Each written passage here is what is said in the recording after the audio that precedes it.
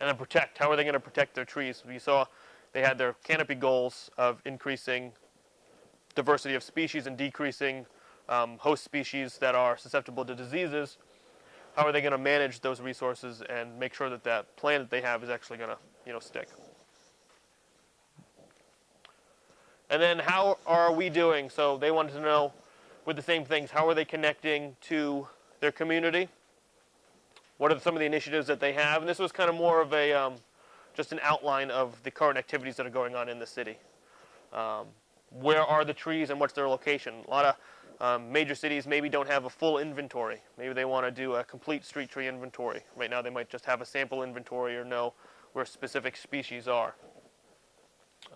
And to engage, they wanted to list recommendations that they've achieved, describe their outreach and education efforts. It's important to let people know what you're doing because they might not think anything's going on, but there could be a lot going on that they just don't know about. To manage, how are they managing? Describe their protective management efforts, ideas on how they're reporting their progress, things like that. And then plan, like I said before, just what are their plans moving forward in engaging the public and protecting their urban forest. And then finally protect, kind of just report the threats of diseases and pests that are out there. There's got to be a plan in there, and they wanted to know how they're doing at letting everyone know if there are issues, who do they contact, when do they contact them, and what's their response time for that. And that's kind of all I had. Thanks.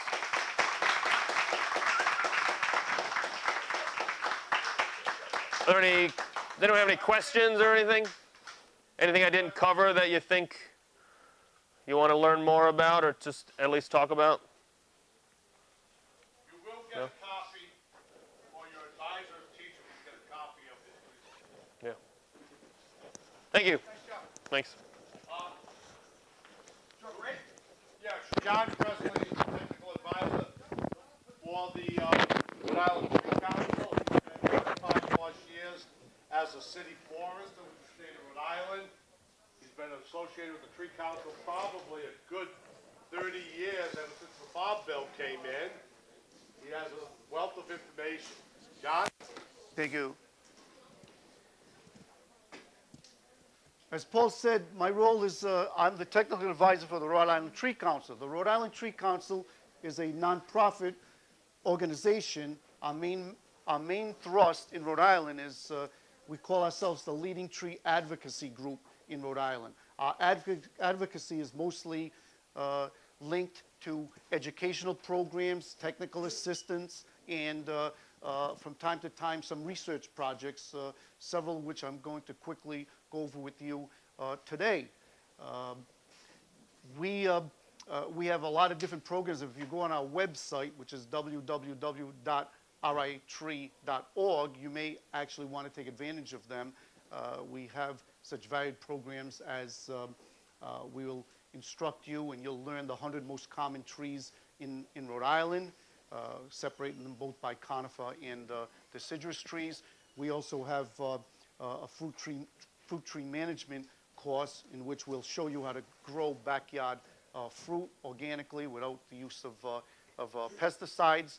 And we also have probably the only tree training and pruning programs in Rhode Island where we actually teach people skills on how to properly prune and train trees for the long haul. Today I want to talk to you about the power of surveying. The U.S. Forest Service, in conjunction with leading universities and tree care companies, over the past 20 years have developed what they call iTree Suite software application. And this suite of applications is geared towards quantifying and qualifying the urban and community forests.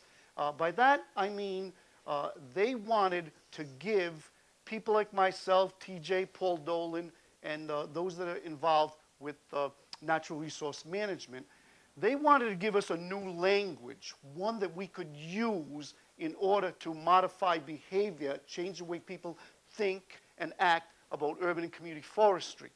And when I say that new language, it was based on giving us the interpretation, dollar value interpretation of urban forests. TJ showed you earlier all the different benefits, but it's not enough today to win your argument in environmental sciences by just saying, oh, trees are beautiful. I like trees, they're lovely. They would look nice in my backyard. No, today the language is about dollars and cents, the economic and the environmental power of trees. So this suite of software that was developed by the U.S. Forest Service and their partners, they actually came out with the ways to translate the compositional and structural components of the urban forest into this dollar and cents language. So today we know that an average tree in North Providence actually will give you $81 worth of environmental benefits a year, and that's tied to wastewater reduction, stormwater reduction, air quality improvement, the cooling power of shade.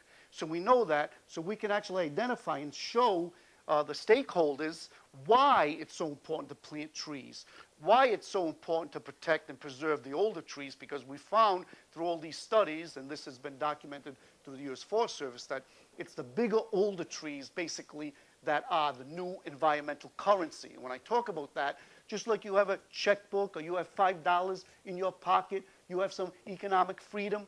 Well, trees, the bigger ones, they have the power of their checkbook. They basically are worth a heck of a lot of money in improving our environment and making trees the beautiful capital assets they are.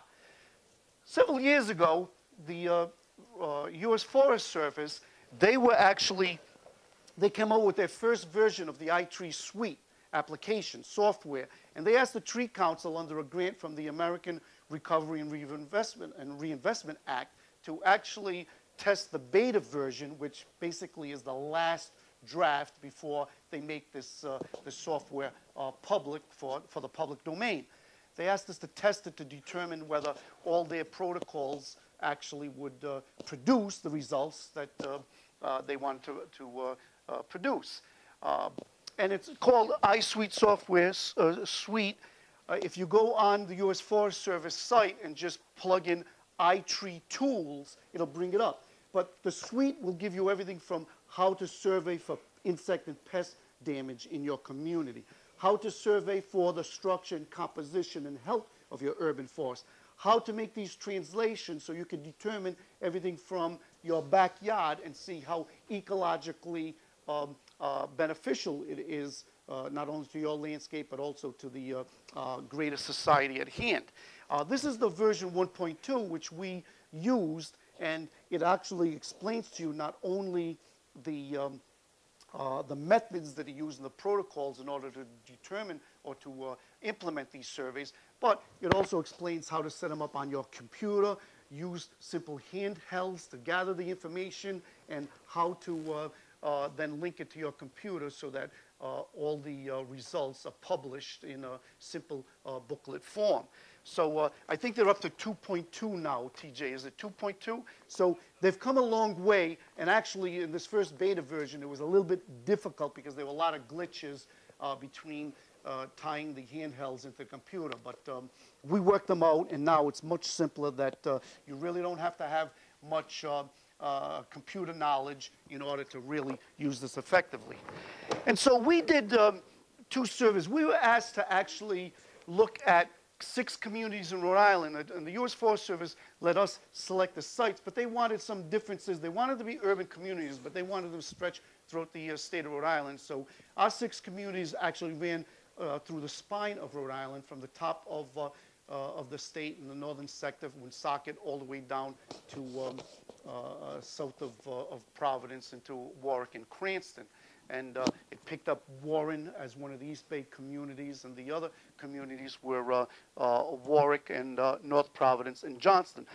But one of them they want us to look at is one of their suites actually was able to identify how much storm damage would be created by a major catastrophic event, whether it be a hurricane, a tropical storm, or a really strong wind action that could severely affect the trees in the community. And the reason why they wanted to do that, it was tied to the Federal Emergency Management Agency. The United States government is running out of money, and they basically wanted communities to get more involved with running their own storm damage preparedness and also storm damage recovery action afterwards. And the government wasn't just going to come in and just dole out free money for what occurred. So they asked us, one simple protocol was, they said, and the basis for the protocol was, say we knew what the worst case scenario, say every single tree in that community was damaged, which would be on a scale of 0 to 10, a 10 crisis. They said, say we knew what was the actual worst in cost and debris that had to be removed from that community. And say we knew where the worst places would be, on what streets or what neighborhoods, so that we could still effectively run law enforcement or ambulatory services, because the big thing is, during that type of thing, is how do you evacuate people, how do you still get people in need of hospitalization. So these were the major goals of a storm action. And I wanted to show you, these are the communities that were part of it. This is the storm damage. The other part of this is that part of the surveying, you do a pre-storm survey. So again, you collect data on everything in that community. You have to know how many trees there are and then make the translations into how much board feet or how much wood debris would be created if you had a terrible storm. And the second thing is, the second part of this iTree storms surveying protocol is that after the storm hits, you go back, and if you knew what a 10-level storm was, and then your survey within 72 hours after the storm hit showed you that it was like on the scale of 0 to 10, a 4 storm, you could easily make the computations and determine, well, this storm will cost X dollars to repair, and this is how many hours of mechanical equipment, human resources you would know. So it's pretty darn effective in determining what total costs are and where you would have to put your recovery efforts in. The beauty of the protocols that were established by US Forest and why this iTree tools is so wonderful is because they worked out with the universities how to pinpoint the most important information. And as you can see that all you have to do is random sample is 2% of the total area of a community. So in other words, say an area like Providence, which is 12 square miles and has over 1,000 streets in it. If we had to do all that, it would probably cost us $100,000 for the survey, and it would take probably a year.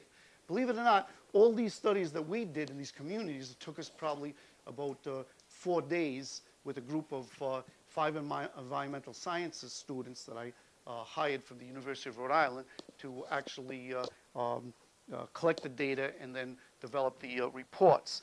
And as it shows, the calculation cost and time figures is important, because if communities wanted to adopt this on their own and hire a private enterprise, at least we had the information as to what it would take to develop it. But this is one of the report pages, and you can see that for the town of Johnston, in this last corner, I'll just read this to you because it might be difficult, but number of street miles samples. Although we had to look at 65 small segments of streets in North Providence, the total amount of surveying for this to be accurate was only 1.5% of the total number of streets. And I can tell you that that meant that we only had to survey something like 4.3 linear miles of the street in the whole town of Johnston.